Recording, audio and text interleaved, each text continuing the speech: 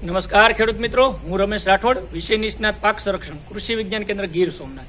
ખેડૂત મિત્રો, આજના કાર્યક્રમની અંદર આપ સર્વે મિત્રોનું હાર્દિક સ્વાગત છે.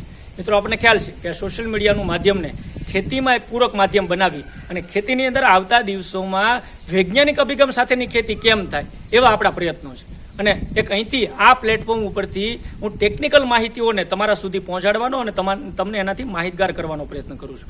ઘણા બધા ખેડૂતોના મને ફીડબેક આવે છે, પર્સનલી ફોન કરીને જ્યારે કહેતા હોય કે સાહેબ તમારા વિડીયો જોઈએ છે. અને ઘણા બધા મિત્રોએ તો મને એવું પણ કીધું છે કે જેનાથી મને ખૂબ ખુશી થાય, આનંદ થાય કે વિડીયો જોયા પછી 5 લોકોને બતાવ્યો છે, બીજા ગામના લોકોને શેર કર્યો છે અને ગામમાં જાહેર જગ્યા ઉપર પણ જ્યારે સાંજના સમયે, પહેલાંના સમયમાં એવું બનતું, ગામના ચોરે, ગામના હોટલીઓએ જ્યારે પાનના ગલ્લે આપણે બેસતા ત્યારે ખેતી સિવાયની અન્ય વાતો કરતા.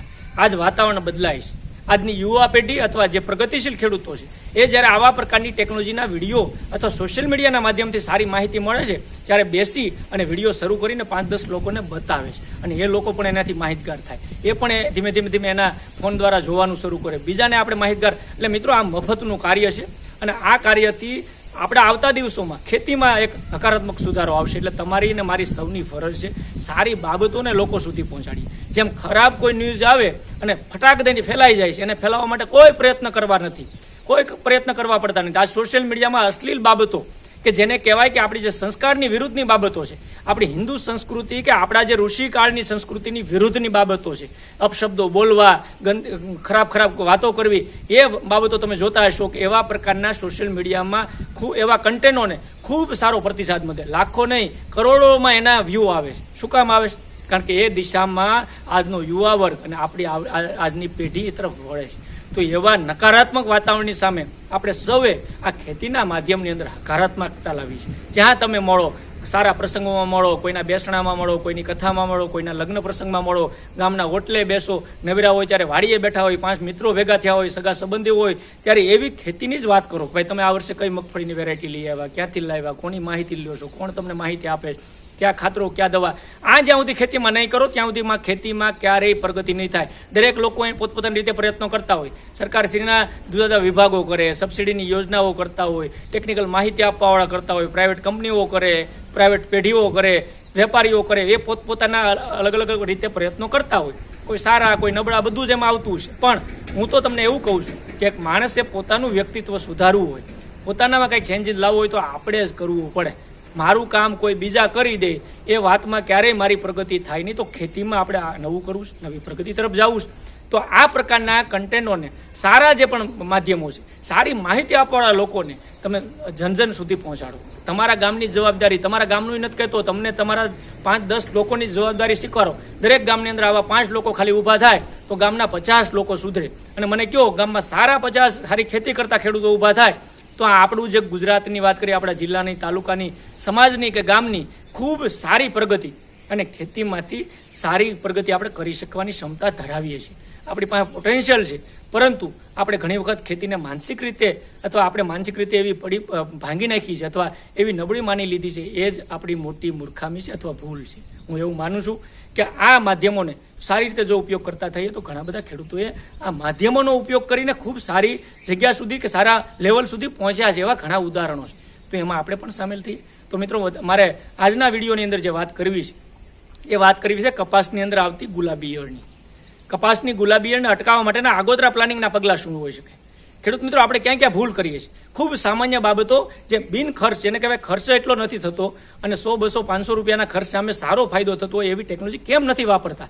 ખ્યાલ નથી, આપણને ખબર નથી, અથવા આજે ખબર પડી તો હવે ક્યારે વાપરશું? આ બધાય પ્રશ્નો તમારા મનમાં પણ હશે. હું પણ ફિલ્ડમાં છેલ્લા 15 વર્ષથી ફિલ્ડ લેવલે અથવા ખેડૂતો સાથે જોડાયેલો છું. મને પણ ખ્યાલ છે ઘણી ટેકનોલોજી ઉપલબ્ધ નથી હોતી, નજીકના સેન્ટરોમાં નથી મળતી, ઘણાનો ખ્યાલ જ નથી હોતો. પહેલી વખત આપણે સાંભળતા હોય, પહેલી વખત અહીંયા ફોટો જોતા હોય, કોઈ વાંધો નહીં, જાગ્યા ત્યારથી સવાર માની અને આ ટેકનોલોજીને ખેતીમાં ઉપયોગ કરવાનું શરૂ કરીને જે મિત્રો આ વર્ષે કપાસનું આયોજન કરવાના છે, કપાસ વાવવાના છે, બીટી કપાસની ખેતી કરવાના છે, એ બધા જ મિત્રોએ આ વિડીયો જોવા જેવો છે અને એને આમાંથી જે પણ સારી વસ્તુ લાગે એ કરવા જેવી છે. તો મિત્રો, વિડીયો શરૂ કરીએ પહેલાં આપ સર્વેને ખાસ વિનંતી કે આપ આ ચેનલની અંદર નવા હો, હજી સુધી આ ચેનલને સબસ્ક્રાઇબ ન કરી હોય તો આ ચેનલ સબસ્ક્રાઇબ કરી લો, ઘંટડીના બટન ઉપર ક્લિક કરી દેશો એટલે ઓલ નોટિફિકેશન આવી જશે.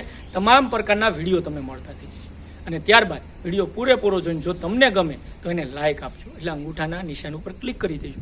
અને ત્યારબાદ મેં અગાઉ કીધું એમ આ વિડીયો શેર કરવાનો છે. શેર ન કરીએ, દરેક લોકોને બતાવીએ એટલે એને ખ્યાલ આવે કે આવું કંઈક આવે છે, આવું કંઈક હોય છે, અને ઓટોમેટિકલી જો એને રસ હશે તો એ જોતા થઈ જશે.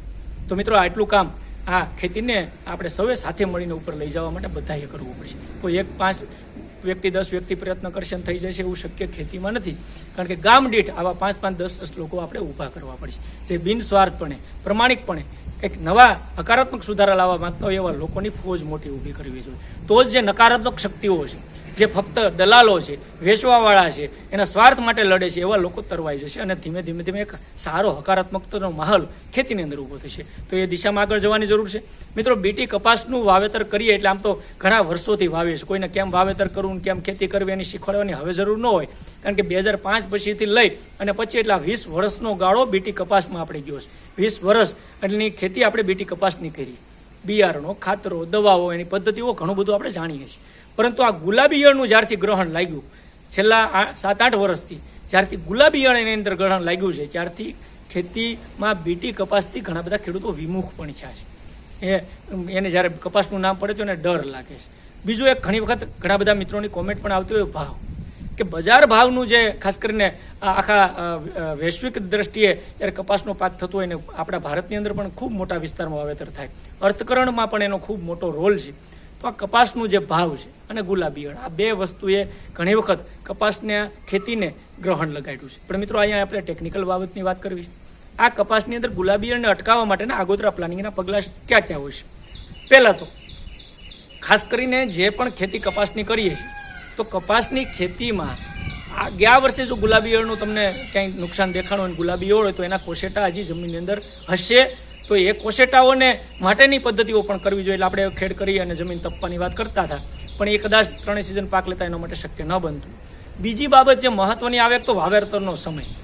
બીટી કપાસની અંદર મિત્રો ગુલાબી ઈયળના એનું જે કહેવાય કે એની લાઈફ સાયકલ અથવા જીવનચક્રને બ્રેક કરવું હોય તો એનું વાવેતરનો જે સમય છે થોડોક આપણે કાળજીપૂર્વક કરવો જોઈએ. ઘણી વખત પાણી સગવડ હોય, આપણે છાશ પાય અને વહેલું ખૂબ વાવેતર મે મહિનામાં કરી દેતા હોય તો એની અંદર ગુલાબી ઈયળ લાગવાની શક્યતાઓ વધારે. મારી દ્રષ્ટિએ ચોમાસું આપણું રેગ્યુલર વાવણી લાયક જે વરસાદ થાય 10-15 જૂન આજુબાજુ, ત્યારે જ આપણે બીટી કપાસનું વાવેતર કરશું તો આ ગુલાબી ઈયળની ફક્ત હું ધ્યાને લઈને કહું છું, ઉત્પાદન વધારવા ઘટાડવા બાબતો કરતાં જે ગુલાબી ઈયળનું ગ્રહણ લાગે એના માટે વાવેતરનો સમય છે એ 15 જૂન આજુબાજુનું સિલેક્ટ કરવું છે. બીજું છે એની અંદર વેરાયટી. મિત્રો, જાતો અઢળક કેટલી બધી કંપનીઓને સરકારે માન્યતા આપી છે. એમાંય ખાસ કરીને પાકા બિલ સાથે, સ્ટાન્ડર્ડ કંપનીનું પાકા બિલ સાથેનું જ આપણે બિયારણ લેવું. 4G 5Gના માયાજાળમાં ક્યારેય ન આવવું. એમને 1500-1200 રૂપિયાની કોઈ ઠેલી આપણે પકડાવી દઈ, કોઈ બિલ વગરનું છે, પછી ઇસ્યુ આવે છે, વાવીને એમાં ઝીંડવા નથી આવતા, ફૂલ નથી આવતા, એમાં ઈયળો આવે, જીવાતો આવે, તો એ કોઈ પણ આવી લોભામણી જાહેરાતોમાં આવ્યા વગર ફક્ત ને ફક્ત સરકાર માન્ય જે પણ કંપનીઓ છે અથવા એના પાકા બિલ સાથેના બીટી કપાસના બિયારણ લેવા. તમારા જે પણ જિલ્લામાં સ્થાનિક લેવલે જે સારી જાતો થતી હોય એ લેવી. હું કોઈ જાતોના એટલા નામ બોલતો નથી, પણ તમને તમારા પ્રગતિશીલ ખેડૂતો, આજુબાજુના ખેડૂતો અથવા તમારા સ્થાનિક લેવલના તંત્ર દ્વારા જે પણ ખેતીના ક્ષેત્રે કામ કરતા લોકો દ્વારા તમે થોડીક માહિતી એકત્ર કરશો એટલે ખ્યાલ આવી જાય. પણ એમાં ખાસ વહેલી પાકતી જાત પસંદ કરવી, કારણ કે જે જાતનું આપણે વાવેતર જૂન મહિનામાં કરીએ અને ડિસેમ્બર કે જાન્યુઆરીમાં ફટાક દઈને નીકળી જાય, એ પાકનું જો વાવેતર કરશું તો આપણે આમાં નફો મળવાની કે સારી આવક મળવાની શક્યતા પૂરી છે. એટલે વહેલી પાકતી જાત પસંદ કરવી. ત્રીજી મહત્વની વસ્તુ છે કે ગુલાબી ઈયળને પાયાથી જ આપણે અટકાવવી હોય તો એના માટે એરડીના ખોળનો ઉપયોગ ખાસ કરીને કપાસની અંદર પણ મિત્રો આપણે કરી શકાય. છાસની અંદર 1 વીઘા દીઠ 16 ગુઠાના વીઘામાં 50 કિલો લેખે એરડીનો ખોળ આપણે મિત્રો એની અંદર પાયાની અંદર આપી દઈ શકીએ તો પણ આ જે જીવાતોનું અવસ્થાઓ છે એને અટકાવવામાં એનો ખૂબ મોટો અથવા ઘણા ફૂગજન્ય રોગોને અટકાવવામાં મોટો ફાયદો થશે. આગળની બીજી બાબત છે કે કપાસ વવાઈ ગયો, કપાસ ઉગી ગયો અને કપાસ આપણો 15-20 દિવસનો થાય ત્યારે તમારે જો ગુલાબી ઈયળની અવસ્થાઓ આવતી હોય અને કદાચ ઉપર ઝીંડવા ઉપર પછી ગુલાબી ઈયળ આવવાની શક્યતાઓ રહેતી હોય, પણ એ પહેલાં એના જમીનમાં કોશેટાઓ છે. મેં કીધું ને કે કોશેટામાંથી જ પછી ઈયળ નીકળતી હોય. તો જમીનમાં રહેલા કોશેટાઓને અટકાવવા માટેની કોઈ ટેકનોલોજી જો હોય તો એની ઘણી વખત હું વાત કરું છું કે એન્ટોમોપેથોજેનિક નેમેટોડ. મેં ઘણો બધો આનો અભ્યાસ કર્યા પછી હું આ વાત કરું છું કે એન્ટોમોપેથોજેનિક નેમેટોડ કે આ EPN જે ટેકનોલોજી છે, ફાયદાકારક કૃમિઓ છે, એને જમીનમાં જો આપવામાં આવે ને એકર દીઠ 1 કિલો પ્રમાણે જમીનમાં ભેજ હોય ત્યારે પાક ઉગી ગયા પછી 15-20-25 દિવસનો થાય તમે જો એકવાર ડ્રેન્ચિંગ સારી રીતે કરી દો અને જમીનમાં ભેજ મેન્ટેન રાખો તો એના કોશેટાઓને પણ અટકાવવાનું કામ આ ટેકનોલોજીમાં છે. એટલે એના ઈયળ સુધી જવા જ નહોતી. અને આ ફક્ત ગુલાબી ઈયળ જ નહીં, મુંડા હોય, ગુલાબી ઈયળ હોય, વાયરવર્મ, એટલે ઘણી બધી પ્રકારની જીવાતો અલગ અલગ પાકોની. તો જમીનજન્ય જીવાતો માટે આ EPN 1 એકર દીઠ 1 કિલો પ્રમાણે આપણે શરૂઆતના સમયથી જ નાખી દેવું જોઈએ. ત્યારબાદ આપણો કપાસ ઉગી જાય અને 25-30 દિવસનો થાય ત્યારે ફેરોમેન ટ્રેપ, અહીંયા ફોટો બતાવું છું, 1 વીઘા દીઠ 1 ફેરોમેન ટ્રેપ આપણે મોનિટરિંગ માટે, અવલોકન માટે મિત્રો લગાડી દેવી જોઈએ. અને ગુલાબી ઈયળની લ્યુર ફિટ કરવી જોઈએ, સમયાંતરે એની લ્યુર બદલાવી જોઈએ. કપાસની જેમ હાઇટ વધે એમાં હાઇટ વધારવી જોઈએ. પરંતુ શરૂઆતમાં આપણે 25 દિવસનો કપાસ ફૂટનો હોય તો એનાથી 1 થી 1.5 ફૂટ ઉપર, એટલે કે 1 ફૂટનો કપાસ હોય તો 2 ફૂટે આપણે આ ટ્રેપ લગાડી દઈએ. વ્યવસ્થિત જે ફોટો બતાવું એ પ્રમાણે લ્યુર ફિટ કરીએ. એની અંદર ફૂદ આવવાના શરૂ થાય તો આપણે અવલોકન થાય ખબર પડે. એનાથી આગળ જેવા ફૂલ ખીલે અને બંધ પાંખડીવાળા ફૂલ હોય, આ રીતના એની પાંખડીઓ બંધ હોય એટલે રોઝેટેડ ફૂલ કહેવામાં આવે. જેમ ગુલાબના ફૂલની પાંખડી બંધ હોય એ ફૂલની અંદર ઈયળની પૂરી શક્યતા છે. આ ફૂલ તોડી લઈએ, ઘણા બધા ખેડૂત મિત્રો આ પદ્ધતિ કરે છે. અહીંયા ફોટોગ્રાફ પણ બતાવું છું. એ ફૂલ તોડી અને નાશ કરીએ.